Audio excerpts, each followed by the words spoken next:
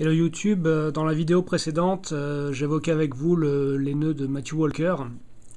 Dans cette vidéo, je vais vous montrer un nœud que j'ai découvert un petit peu par hasard en ratant un de mes premiers Matthew Walker, mais ce nœud il est quand même intéressant au niveau décoratif. Donc on est toujours sur un nœud de lanière, donc voici l'objet pour lequel faire une lanière. Et ce nœud, on va le commencer comme un Matthew Walker. Donc rappelez-vous, on fait une boucle qui part vers la droite, une boucle qui part vers la gauche, voilà.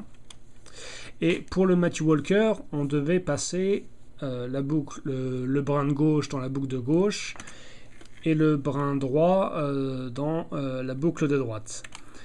Pour faire ce nœud mystère dont je ne connais pas le nom, et je remercie celui qui saura me donner son nom, donc on part sur les mêmes boucles, sauf que le brin de gauche, on va le passer derrière, on va le passer dans la boucle droite.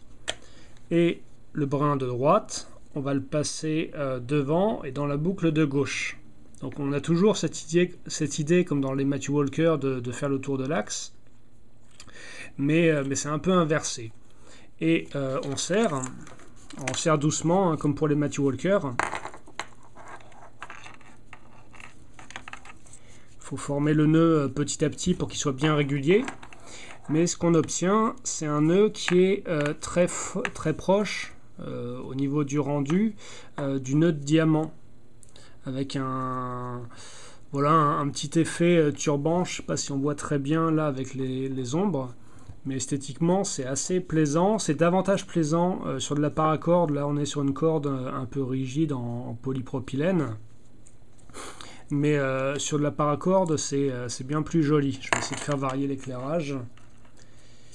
Ouais, c'est pas tellement mieux, mais voilà, on a un nœud qui est facile à faire et qui a un bon petit rendu de mon point de vue. Donc si vous savez nommer ce nœud, je vous serais reconnaissant de bien m'indiquer son nom pour ma culture. Voilà, merci YouTube.